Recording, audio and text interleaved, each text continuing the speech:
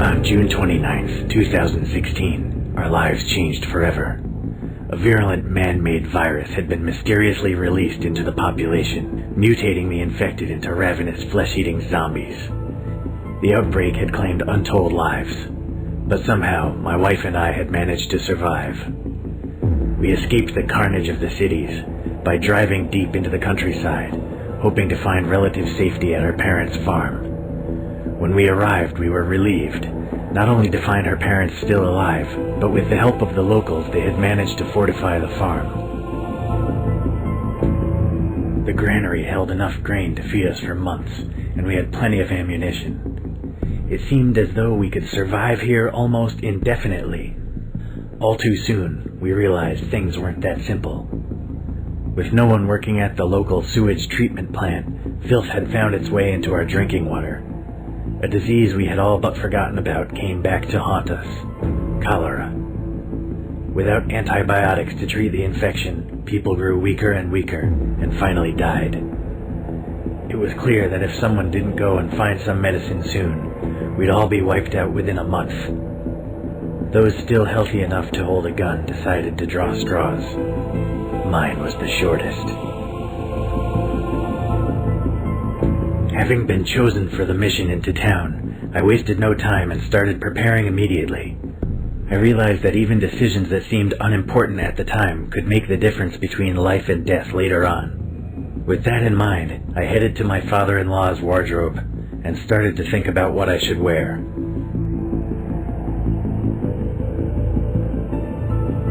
I chose the biker leathers, including a sturdy pair of boots and gloves. I felt much safer with it on.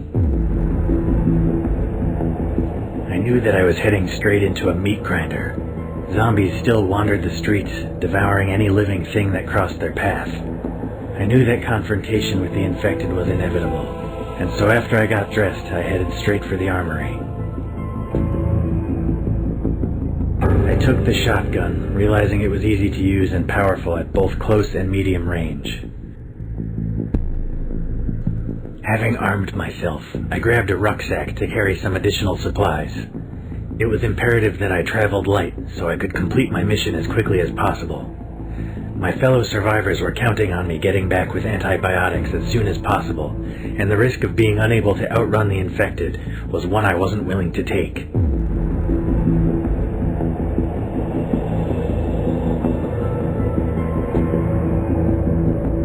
Both a useful tool and a deadly weapon, the crowbar seemed like the obvious choice.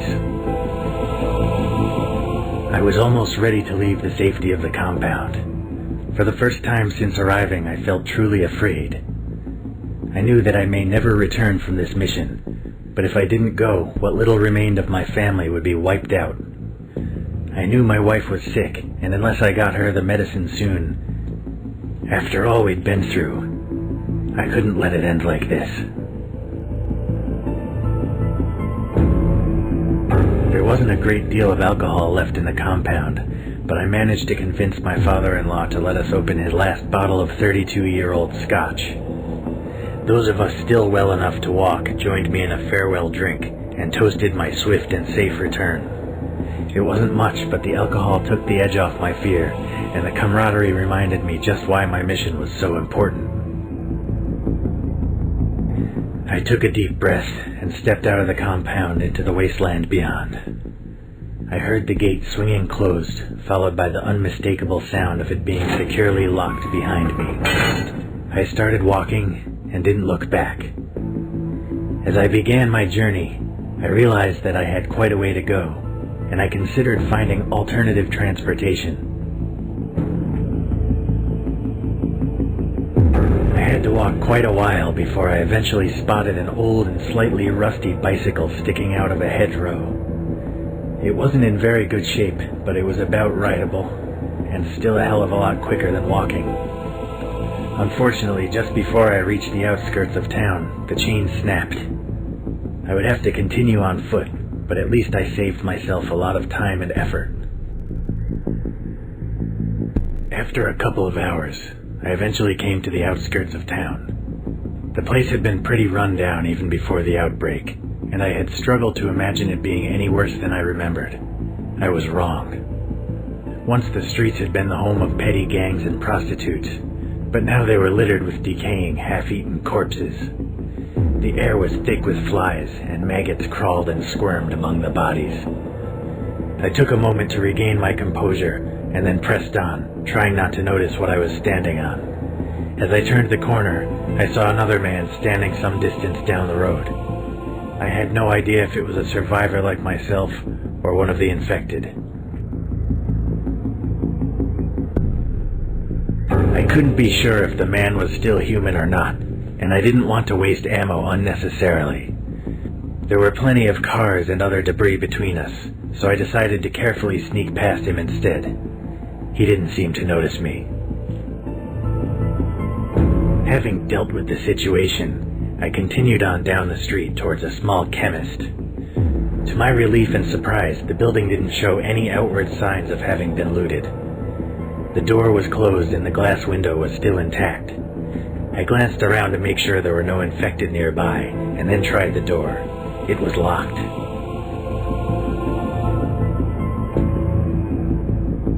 I took out the crowbar and wedged it between the door and the frame. With a little bit of effort, I was able to lever the door open, allowing only a brief cracking noise to give away my position. As I entered the building and looked around, I realized that the antibiotics I so desperately needed would be kept in the back of the shop, so I carefully made my way towards the counter. Just in front of it, I noticed a body wearing what appeared to be a white lab coat. It was probably the chemist. From the blood stain and bullet hole in his back, I surmised that he had been shot to death.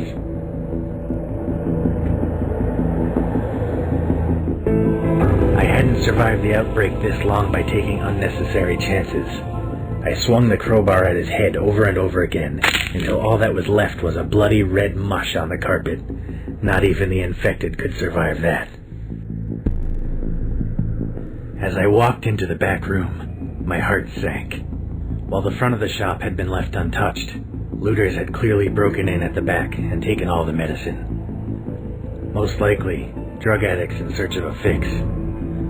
I searched everywhere, but the only thing left was a few tubes of hemorrhoid cream. I made my way back to the front of the shop and realized that my mission was far from over. I wondered if I could find any extra supplies before continuing. I realized that a place like this probably sold some basic first aid kits and equipment. It didn't take long to find what I was after. I put it in my backpack and then headed back outside. I pressed on towards the local mall. It was the only other place in town that I knew for sure had a pharmacy. There may have been other places, but I didn't know where they were, and didn't want to risk getting eaten alive while looking for something that might not exist. As the mall finally came into view, I felt a strange mix of relief and horror. I was now close to my goal, but it seemed that the last few hundred yards would pose an almost insurmountable problem. The plaza in front of the building was infested with zombies, idly wandering in circles and occasionally bumping into each other. As I wondered what to do next, the wind suddenly changed direction, carrying my scent toward the pack of infected. In near perfect unison, the infected sniffed the air and turned to stare directly at me. A split second later, they charged.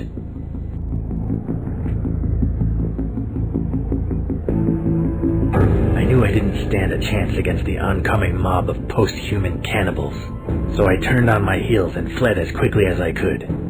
The infected were surprisingly fast on their feet, but luckily they struggled to avoid the mass of abandoned vehicles and debris that covered the road.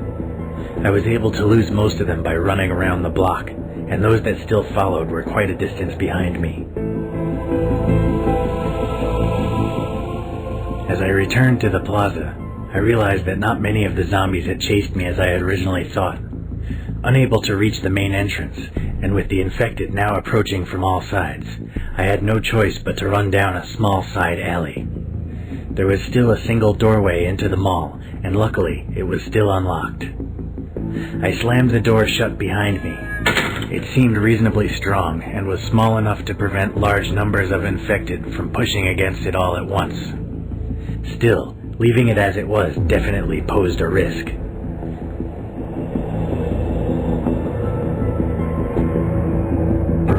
closed the bolts on the door and then quickly looked around for something to barricade it. Luckily, there was some old tables and chairs nearby, which I was easily able to wedge in front of the entrance. No one would be getting in or out this way anytime soon. Now that I was reasonably sure that the infected wouldn't be getting into the building the same way I did, my attention turned to my new surroundings. I was in a long hallway with several storage rooms on either side.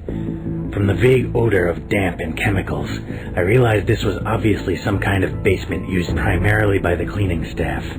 I could see a stairwell leading up to the main building at the end of the hall.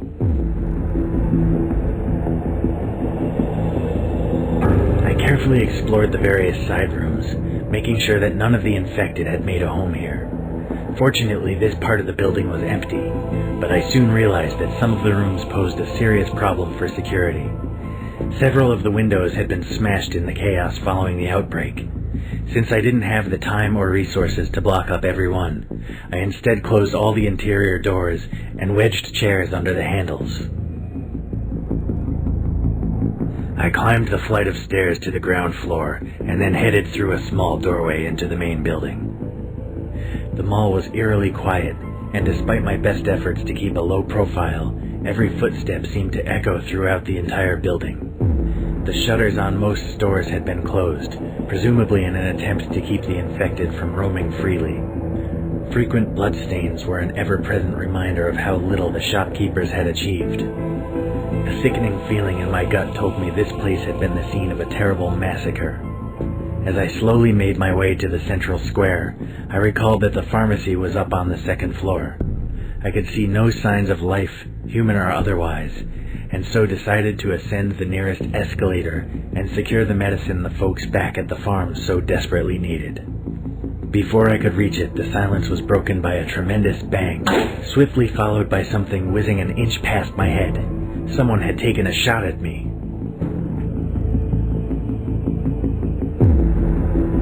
I immediately dove for the nearest pillar as several more bullets were fired.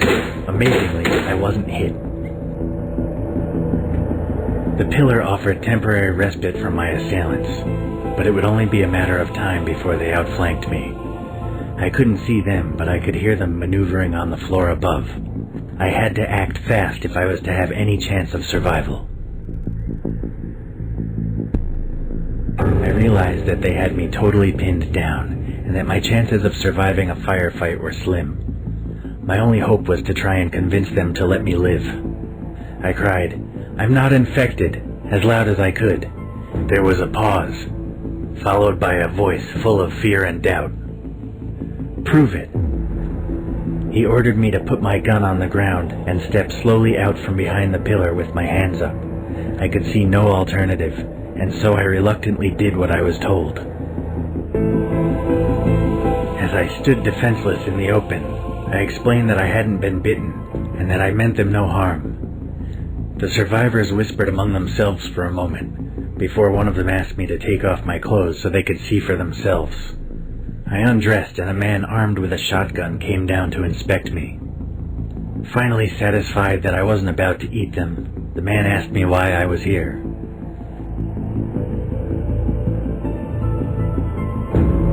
I didn't want to risk revealing the location of the compound. I had no idea if these survivors would try to escape the town and take over the farm for themselves. Instead, I told them that I had come looking for ammunition, food, and a safe place to spend the night.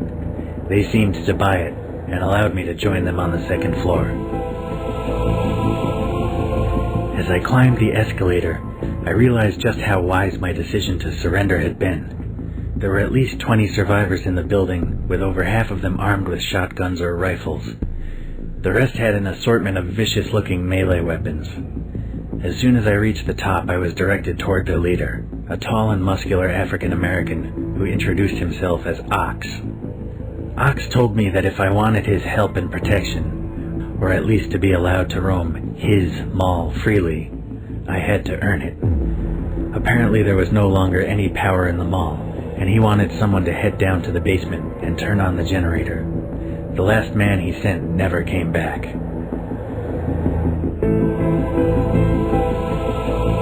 I told him I'd be happy to help, but that I desperately needed some more equipment if I was going to survive. He grudgingly agreed and got one of his lackeys to hand over some ammo.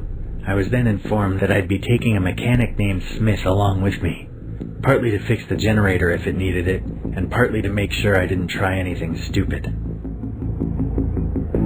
Smith and I went back down the escalator and through the door I had originally come through to the stairwell. We headed back down, and then Smith pointed out another doorway hidden under the stairs that I hadn't noticed before. Discretion is the better part of valor, so I let Smith take the lead. If this place was as dangerous as Ox made out, I didn't want to be at the front. On the other side of the door it was pitch black. If there were any windows, they were small, and the curtains or blinds were closed. We listened carefully for any signs of the infected, but heard nothing. I wasn't about to get eaten in the dark, so I told Smith to wait while I went and found a torch. The rest of the area had been a storeroom after all, so I hoped there might just be a torch tucked away somewhere. I was in luck. The torch was small, but it offered enough illumination for us to see our way to the generator. We reached the generator. Smith promptly pulled a lever and pressed a few buttons. Apparently getting the thing up and running was as simple as that, because it immediately sprang to life. The lights in the room flashed and came on, and just in time. Our activities had disturbed a small group of infected who had been lurking in a side room, and they were now rushing toward us. I opened fire and was easily able to gun the bastards down. I breathed a sigh of relief and turned to Smith, but to my horror he was lying on the floor, bleeding heavily. In the confusion I had accidentally shot him in the leg.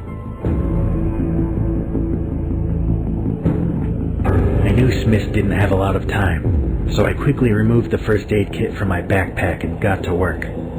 I used a tourniquet to staunch the bleeding and then bandaged the wound. It wasn't much, but it was the best I could do. I helped him to his feet, and we headed back to the group. When we reached the stairwell, we were greeted by a terrifying noise. All the gunfire earlier, and now the bright lights of the mall, had attracted a large group of infected who were trying to get in any way they could. Luckily, I had securely barricaded this area when I first entered the building. It wouldn't hold them for long, but it brought us enough time to get back to the group.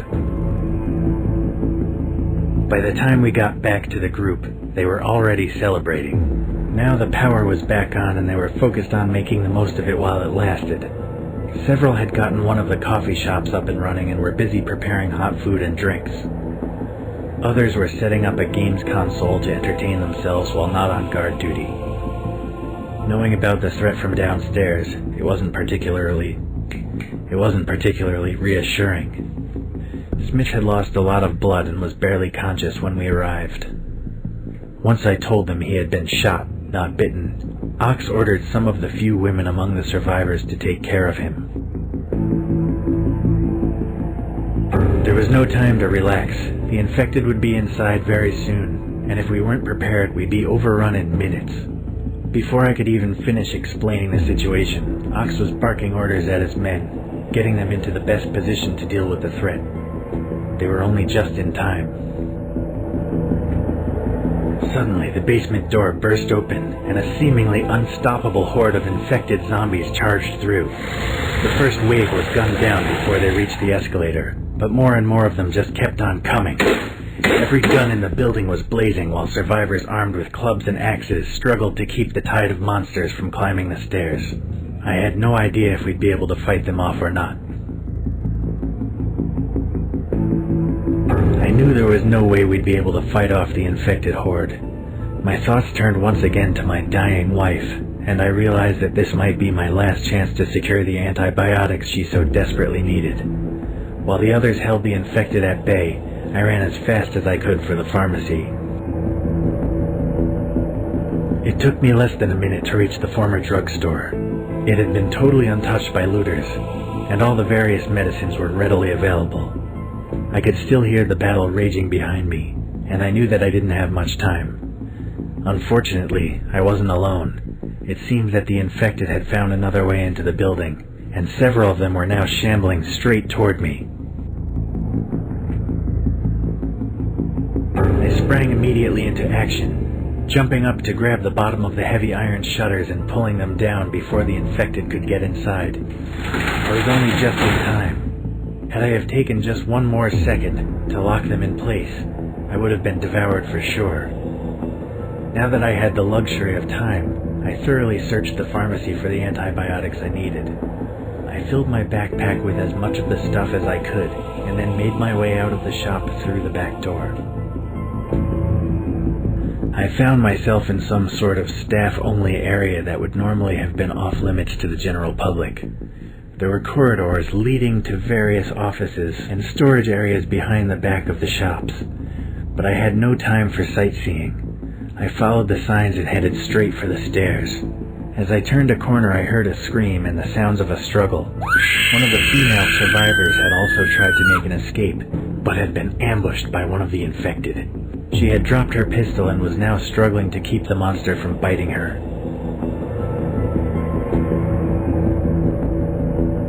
There was no way I could get a clean shot at the zombie, and even if I could, she had probably been infected already. I shot them both and then carried onto the stairs. As I reached the stairwell, I became all too aware that the sound of gunfire, a constant companion for the last few minutes, had suddenly stopped. Had the survivors fought off the infected, or had they all been wiped out? I had no way of knowing either way. I wasn't going to risk heading back to the group. In my heart, I knew they were all dead, and either way I needed to get home to save my wife. I ran up the stairs, out of the fire escape, and onto the roof. I stepped out into the open air and breathed a sigh of relief. I was on the top level of a multi-story car park which seemed to be blessedly free of zombies. There were also plenty of parked cars in relatively good condition, perfect for a swift and safe ride home. I suddenly noticed movement out of the corner of my eye. I span round and took aim, expecting it to be one of the infected. To my relief and surprise, it was a handful of survivors who had managed to escape the carnage downstairs. Before I could meet up with them, something leaped at me from the shadows, knocking my gun from my hands and nearly pushing me to the floor. I regained my balance just in time to defend myself from the creature's next assault. As the zombie ran forward, I grabbed it by the neck with both hands. Realizing he'd be unable to bite me, I pushed him back with all my might, forcing him toward the railings. It took every ounce of strength that I had remaining, but I managed to shove the infected bastard over the edge. A few seconds later, I heard a sickening splat as his body hit the ground. Now that the immediate danger had been dealt with, I had to decide how best to get back to the ground floor. As I picked up my gun, I took another look around. There were plenty of parked cars that I could steal, and the other survivors had already begun hot-wiring an SUV.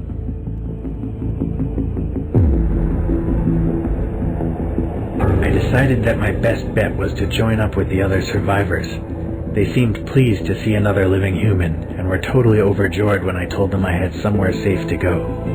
Since I was the only one who knew the way, they let me drive. As we made our way down through the car park, we realized just how fortunate we had been. The place was crawling with infected, and there was no way we could have escaped on foot. I sped out of the car park, breaking through the wooden barrier and skidding out onto the main road. I chose the most direct route I could think of, back toward the compound, and drove as fast as I could. I didn't get far, though. Not more than 2 blocks down the street, I came across the remains of a serious traffic accident. Several vehicles blockaded the road. I knew that getting out of the car unnecessarily could easily prove fatal. I slowed down to a safe speed and gently pushed the other cars out of the way. As I expected, the previous owners had not bothered to put the brakes on before abandoning their vehicles, so it was relatively easy to move them. It took a few minutes of careful maneuvering and seriously dented the front of my ride, but I was eventually able to clear a path. As I looked down the road ahead of me, I realized that making my escape might not be as easy as I first thought. A huge mob of infected assembled on the street ahead. I wasn't going to risk driving through a ravenous horde of the infected unnecessarily. I turned off down a small back road and took another route back to the compound. It was a little more time-consuming, but a lot less suicidal. I finally made it out of the town and back to the countryside. The sun was setting in the distance behind me.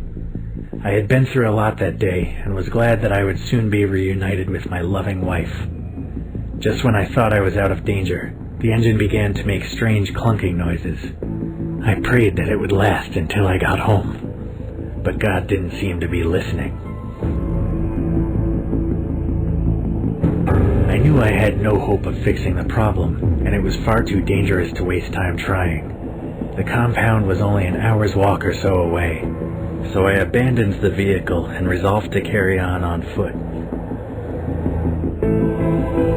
After a long and terrifying walk through the gloom of twilight, I finally arrived at my father-in-law's compound. I was mentally and physically exhausted and wanted nothing more than to crawl into bed, cuddle up to my wife, and fall into a deep sleep. I was expecting a far warmer welcome than I received. Despite my heroic efforts on their behalf, the guards wisely insisted that my companions and I prove we hadn't been bitten before being allowed in. Once more I had to strip down to my skin to show that I would remain among the living. With the formalities over and done with, we were finally allowed inside. As soon as the gates were safely closed behind me, my father-in-law ran out from the farmhouse and uncharacteristically gave me a hug. Then he asked me about the medicine. I smiled and showed him the contents of my backpack. I had secured enough antibiotics to treat everyone who lived in the compound, myself included. We wasted no time in delivering them to everyone who needed it. Over the course of the next few days, the compound began to recover. With the exception of the 2 worst cases, everyone survived the illness and were soon back on their feet. Most importantly of all, I had saved my beautiful wife yet again.